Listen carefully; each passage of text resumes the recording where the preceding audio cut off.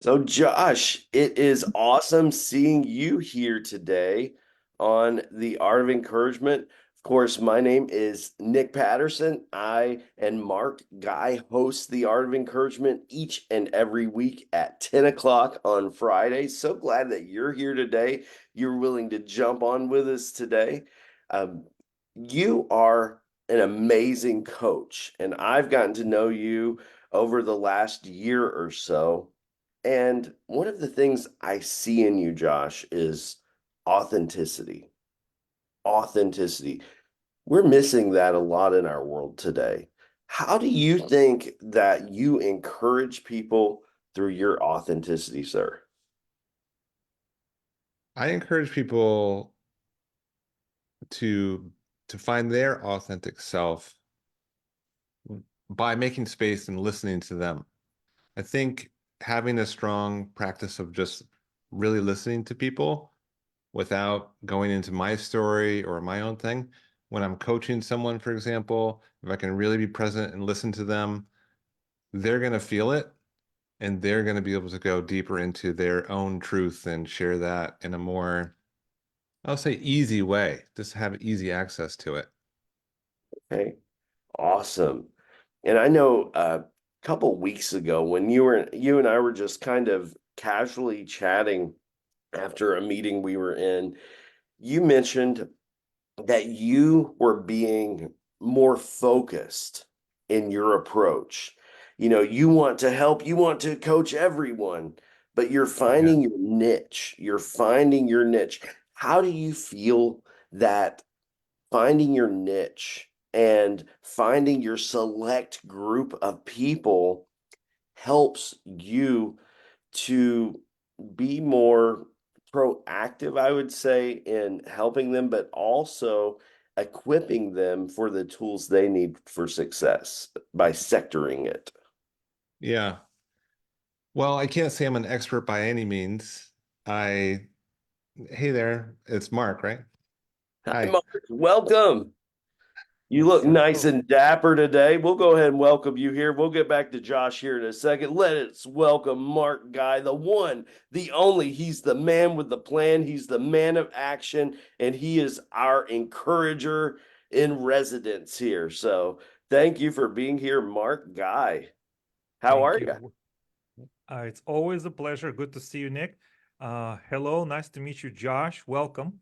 Um, Hi. Excited to hear about you and your gifts. Thanks. Yeah, it's great to meet you too. Absolutely. Well, I gave you a few seconds there, Josh. Yeah. Tell me about that sectorization you have going on. Well, so I really launched my coaching business this past November. Mhm. And with that came just a lot of practice, barter coaching with other coaches, and then finding my own clients through my personal network. Before that, I was deep into blockchain art, digital art, NFTs. And one of the frustrations I had there was not really knowing the people in the community in a personal way because anonymity is so important in blockchain, partly for privacy, partly for just being cool, security, all kinds of things like that. But I wanted to connect with people in real life. And so really decided I'm going to launch my coaching business, connected with my personal network. And then I realized that if I want to really bring my coaching to the next level, I need to connect it with things that I personally really care about, which is blockchain, digital art.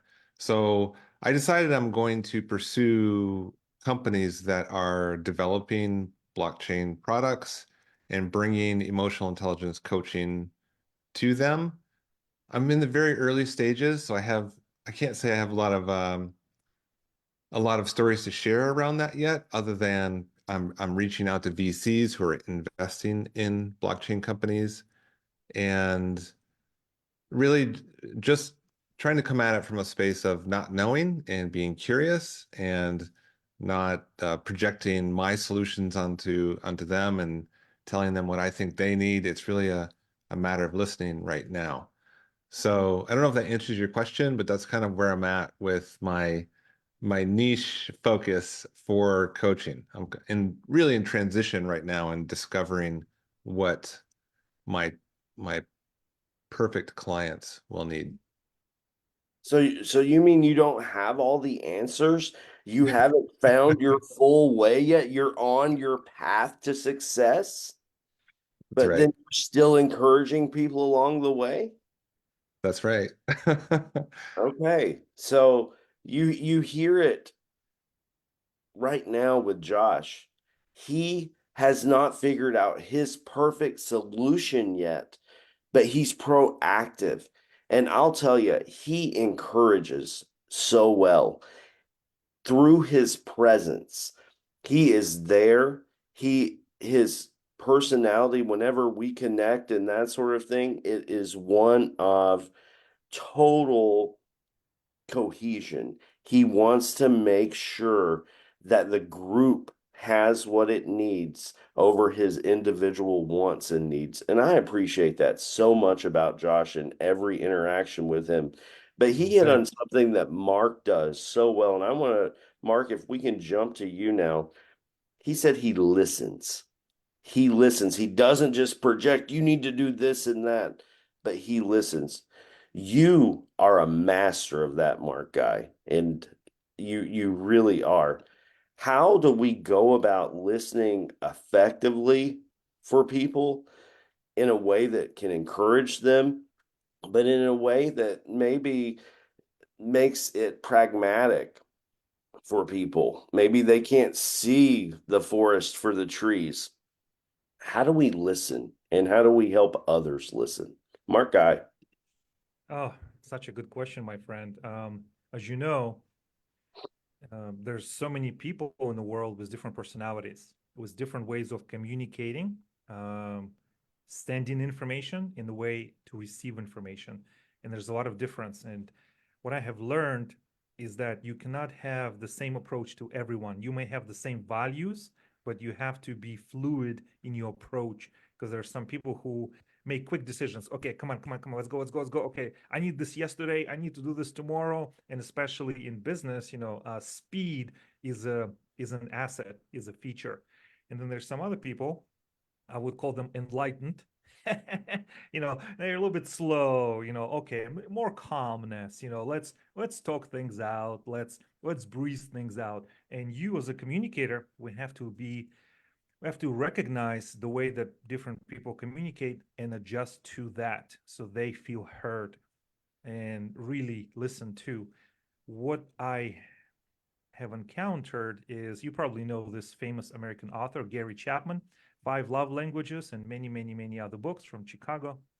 And in it, he said there was a study done that in average in a conversation, and that was back in 2012, I don't know about now, people listen for 17 seconds in the conversation on average. And it's not so they can reply, but it's so they can keep on talking. So okay, I'm just going to wait for my turn to speak and continue speaking. And what I have found, we lose a lot of information that way. So whatever the conversation you approach, I would say, first determine who you're speaking with, what kind of communication style is most appropriate to that person. And at the same time, just listen with intention, just like, this quote to St. Francis Assisi, right? Is that right? Let me first seek to understand and then to be understood. Isn't that how that goes, Nick? It is, I think that's a perfect way of summarizing that. And it's so true. Do you have any tips, Mark, for those of us that want to become better listeners in those conversations instead of checking out just merely seconds in? Yeah. What are some things we can practically do? Because we know people are encouraged whenever we listen to them. What are some things we can do if we're those people that check out? Well, I can give you two tips right on the top of my mind. Number one, and it comes from a sales training. When you're listening to a prospect, count in your head 1, 2, 3, 4, 5, 6, 7, 8. And you think, oh, this is eternity. I cannot keep counting. But what's going to happen over time, you will learn to focus. So just, I'm sorry, there's a little bit bicycle action outside of my window. So you count to 8, and then you count and let the other person speak, because you may think they're done speaking, but they're processing, and something even deeper and something more valuable is going to come out to surface. So that's one, count to 8. Second one is to use different variations of verbal and nonverbal cues. Say, that is interesting. No, this, tell me more. So don't use the same one, but use a diversity of those cues. And I think that should help. Whenever we're in those situations where we must listen and we're counting, we're doing those types of things, I've always been taught, both in pastoral training as well as in some of my psychology work and that sort of thing, that we repeat what we've been told. We to just make sure that everyone understands, to make sure that there is no confusion. We just repeat what has been said. That seems so simple to me, but have you, Mark, you, Josh, have you all found that that is a simple way to let people know that they are heard? Yeah, absolutely. One of the techniques I teach for our, I have an accountability program called Integrity Buddies. And the idea is that we're going to declare how we're going to show up during the day and have a list of priorities. And we share that with other people. And we do a little round robin with a triad with 3 people. And when someone shares, there's a designated person who's listening, and the other person is the witness of that exchange. And the person who's listening hears the person share and then plays back what they said. And it's exactly as Mark was saying, it's capturing, or Nick, you said capturing what the person said and just repeating it back and letting the person know they've been heard. You completely hear them. And it's such a powerful thing, because when you feel heard, when someone is playing back your words, you get to hear them in a new way. They're no longer thoughts that are just bouncing around in the back of your head. There's a new coherence to them, and you hear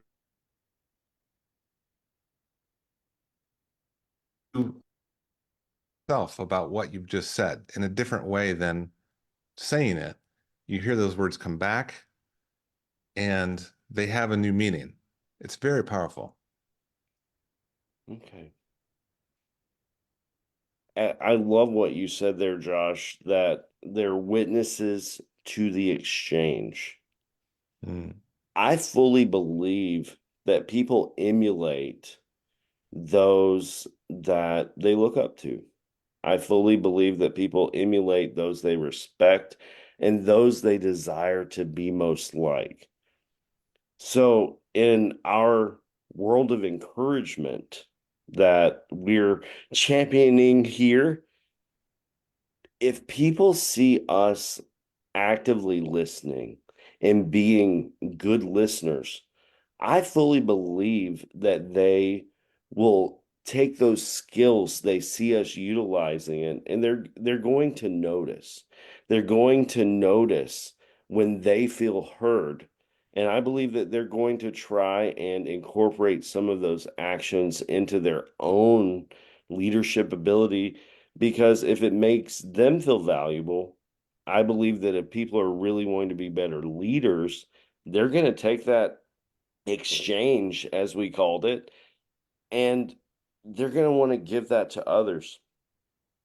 I found, especially in my work, that if I'm constantly interrupted, it just, the phone call rings, the next person in line is vying for attention. And at the restaurant where I work, it is so funny to watch the exchanges because as a guest relations person, I'll be helping guests, I'll be smoothing out a situation, and someone will come up while I'm actively engaging with guests, many that have paid hundreds of dollars for a meal, and let's say they're not happy, I'm giving my all to those folks, and then I'll have someone come up and they don't respect that exchange. They don't respect that connection, that cohesion that's happening.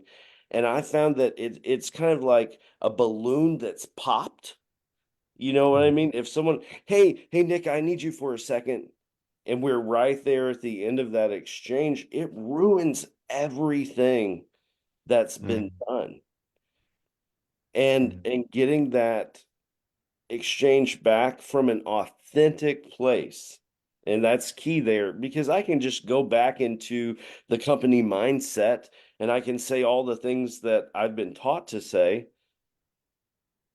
But if that authentic listening bubble is burst, then I've lost that authentic connection with them. And sometimes that's not even our own fault. That third party comes in and kind of ruins the bubble. How do we go about if if we are in that engagement, guys, and that happens? What are ways for us to reconnect with people we've maybe lost connection with? mm. I don't know. Repeat what we just said, or let's get back, or invite them. Invite them. You know me, Nick. I like to be very playful Yes, and very humorous, and I have found that that approach works not just in the United States but all over the world. Different culture and language specifics you have to adjust, but it does work. It does work. So I invite them back. Okay, now let's get back into it. So it talks to the emotional maturity of the conversational partners. Say, okay, let's get back to it. Not be jerky, but okay, gently, if you can, invite the conversation back. And when you were talking about this, I remembered, you know, I remember when flying used to be cool. Not in the 60s or 70s, but in the early 90s or like the early zeros, right? You know, the um the flight attendants, they come gently, like, okay, do you want some water? Do you want some snacks? Okay, or somebody's sleeping. They're so gentle. They're like, oh, we don't want to wake them up. They hold the space, they hold the person, like their sleep is the most important thing.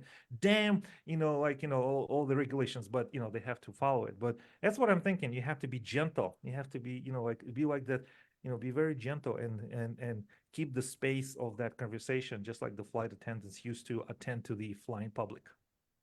absolutely. And I think too, they see that something happened but not to ignore that, just kind of as you said, I kind of laugh with them. you know this is one of those, I'm so sorry that that happened, you know and I will even share if there's something going on, if we have a new training that's happening, if it's a new product, I'll laugh and say, yeah, we're not hitting home runs right now, but we're gonna get back there, and just like you said, with humor, but authentic humor. And Yeah, there's a fine line between, just laughing it off and engaging someone with humor. And I don't want to laugh things off. Um, no, as yeah, we're being you look intentional. at the sometimes self, not I mean, yes, apologizing if you feel that violation of the conversation has taken place. Okay, so you're trying to restore it. Or self-deprecating humor, like if you can laugh at yourself, you invite the other person, giving them a permission to laugh at that situation and hopefully diffuse it. Because there's so many egos out there. There's egos, people are depressed, people are anxious about everything and all of it. So I mean, you have to navigate the minefield right now of this. Ooh, don't want to offend anyone, and try to restore it when you can quickly. Right. Excellent. Well, as we talk more now again about encouragement and that sort of thing, how have you been encouraged this week? Either of you guys had just an amazing, encouraging experience? Both of you are nodding your heads. Mark, Yeah. would you please tell me your encouragement this week? What happened? I can't wait to hear, buddy. A lot has been happening. And Yay. this reminds me of, this there's this, I learn all my wisdom on social media, right? If it's a meme, okay, I feel like I learned something. And I save memes. I can use it in my presentations in the future. So years ago, I came this meme, and there's the shaman. He said, somebody came to this village shaman, and the person was sick. And the shaman said, when was the last time you danced? When was the last time you told a story? When was the last time you had an opportunity to sing?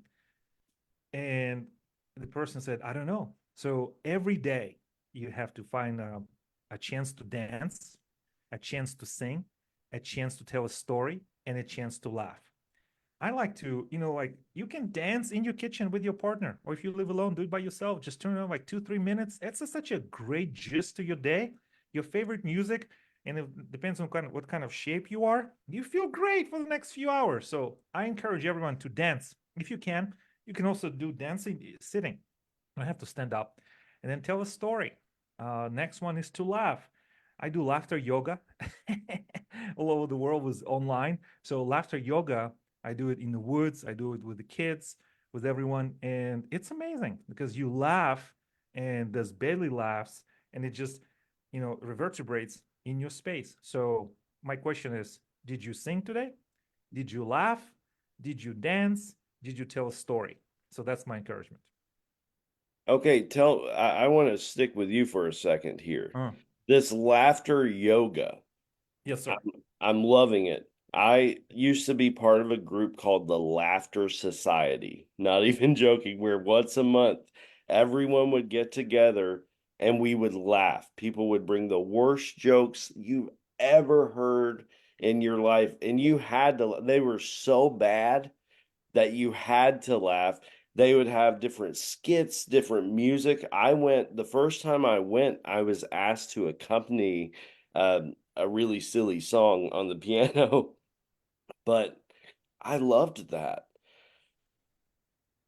How would we go about starting laughter yoga, and what's really involved with it? Because I know yoga Okay. So in its laughter form. Yeah, yoga I need more info. originated, with a practitioner in India.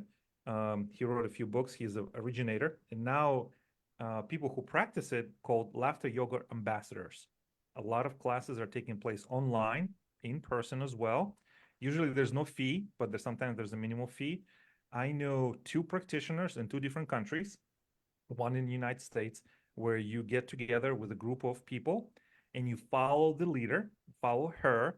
She does affirmations, a couple mantras, and just laughter yogas. It's designed for you to be doing it sitting down, and you use your belly muscles, your lungs to really just do hee hee ha, ho ho ho. I mean, all of those things. And it really is amazing. I mean, I laugh so much, sometimes I'm crying, and it's amazing. I can give you the That's the link, and I can invite best. you. Yeah. And That's the so, best laughter. and the thing is, you feel like I feel silly. I feel people are gonna call me names. People, if you live in an apartment building, they can hear you. Your neighbors, they can hear everything, right? They're the only ones listening. So, like you're gonna laugh it off. So it's a little bit awkward to get used to, but you can, and I can share that in resources. Awesome. Mr. Josh, how are you Yeah. encouraged this week, sir? Well, I just have to say, I love laughter yoga. I've done it a few times too. It is so fun. And everything you're talking about, being creative, like the flight attendant, being creative and generative in a moment when there could be like that bubble is punctured, and how do you have the resilience to respond in a creative, fun way is that's the key. That's where it's at, right? And that comes from this creative source. It doesn't come from panicking and being in survival mode. It has to come from this place of freedom and tapping into something that, you're not in your head, you're in your body, which is awesome. This past week, I was in New York City visiting for there's a conference called NFT.NYC. It's for digital art and ownership of digital art through blockchain. And it was so cool because I got to stay with a friend who I'd known for 20 years, slept on his couch. And he was such an encourager to me when I became a real estate agent in New York City. I met him in yoga, and he was like, "What's going on, Josh Race?" And I'm like, "Oh, I just got my real estate agent's license." He's like, "Great. I need you to help me find a building. We're gonna buy a building." And that's how I got to know him. I found a building for him. And we've stayed friends for many, many years, and I got to go to New York City and stay on his couch and just feel the love of a friend who you've known for a long time, who encouraged you to keep going and doing what you're doing and celebrating the creative work that you're doing, whether that's blogging or writing or podcasting or whatever it is, to just keep going and stay focused. So that's my buddy Matthew. And yeah, it was I have so much gratitude for friendships like that. Awesome. And when those folks that you've known in a different season of life connect with you in new seasons of life, they see you in a new place, in a new space. It's awesome when there's just that mutual appreciation for one another, but that mutual support that, hey, we're not living in the same places, we're in different places, but there's still that encouragement, there's still that love, that connection. And I believe that is so important. Often, when we talk about encouraging people, we forget about the ones that we're around all the time. It's not just random acts of kindness for strangers, although that's important to see the person that looks in despair or rejected, dejected, and giving them a word of hope. That is important. But how are we truly being authentic if we call ourselves encouragers, but we don't encourage those that we share our journey through life with? That if we're not encouraging those on Mondays, on Wednesday, on those different days where we know we're going to meet with this group or that group, how are we being authentic encouragers if we don't go back to those faces from our past and just drop them a line? Hey, I hope you're doing well. I was thinking back about when you asked me to find you a building. Hmm. Just wonderful memories. Again, I'm not wanting anything except for you to have an amazing day. I thought of you. Keep going, keep being awesome. Yeah. Those little notes, those little tokens of again of hope for people are instrumental, I believe, in breaking up the monotony of life. I believe that they're instrumental in taking people out of their headspace because they can go back to those memories as well. And especially as I encourage those who have been formerly incarcerated, it is it is key for them to find connections of good days, of amazing seasons, and good friends that they had just, a supportive time with, but also an authentic time.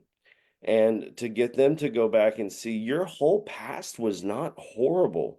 Your actions, at least in a couple of situations, were bad, but you're not a bad person. You don't have a bad life.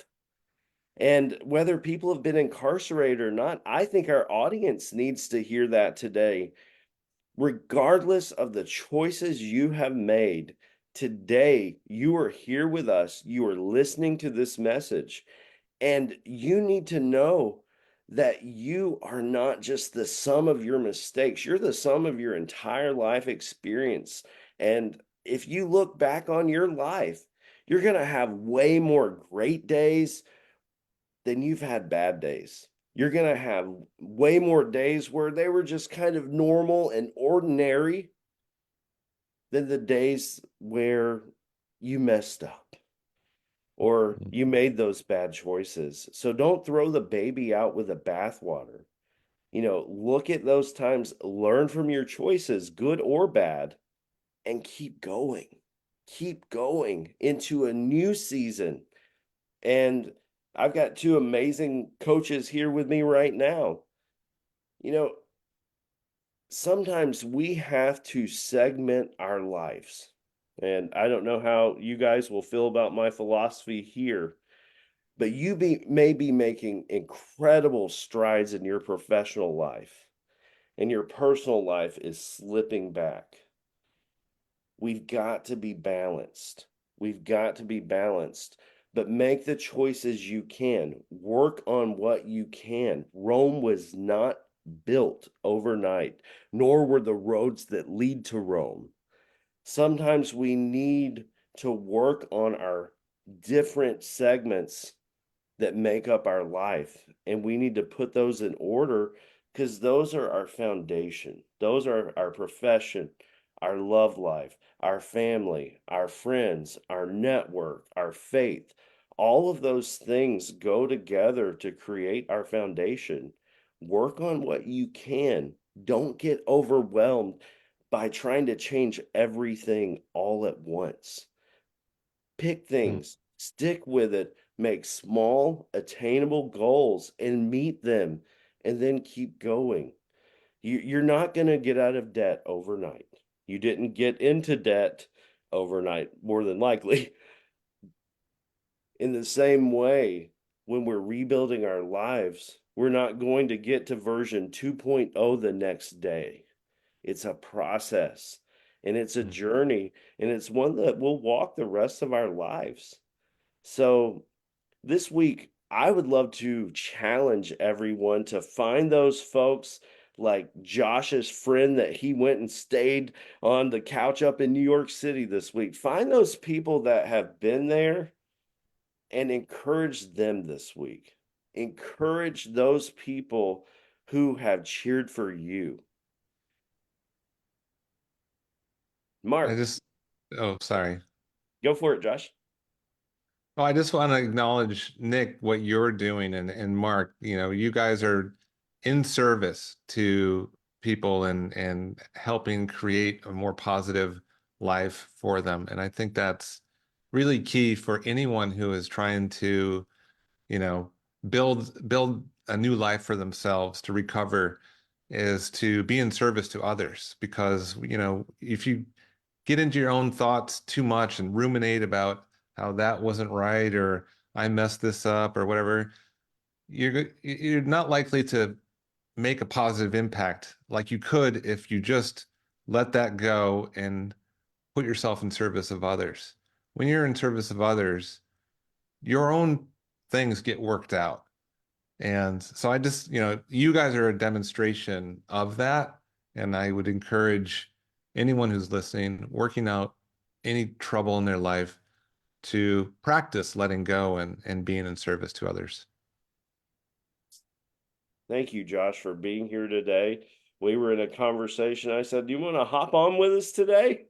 And he definitely agreed to that. So thank you for being here, Josh. And Mark, take it away, sir. Well, I love the encouragement to reach out to friends that have traveled with us through seasons of life. I know I have some people that I can reach out today, maybe by phone call or text or message or video, even one of those. And it's coming from a place of care. It's coming from a place of care. Like I care about you, your life, and I care not just you, but I care about your well-being, your well-being. One thing I want to say is, when you go travel around the world and stay with different people, I remember this old Hebrew saying, guests and fish start to stink after 3 days. So if you stay more than 3 days, get out. Ah, those are words of wisdom right there. That's what Yes, I always heard growing up as well. You never stay more than 3 days. that's Yes, what I heard. Yeah. that's awesome. Well, we appreciate everyone that listens to us. Please like, share, subscribe, and we want to be here for you. If there's a time where you need encouragement, reach out. You can send us a message. You can send us a private message to either myself, Nick Patterson, or Mark Guy. We want to help you. We want to support you. And we want to help you take your dream to reality. If you're wanting to start a business, if you're wanting to speak on bigger stages, maybe it's time for your TEDx talk. You've got an idea that could help change the world, contact us, reach out. We want to help you. And we will see you next week right here, Friday at 10 a.m. Thanks, guys. And we will see you next week.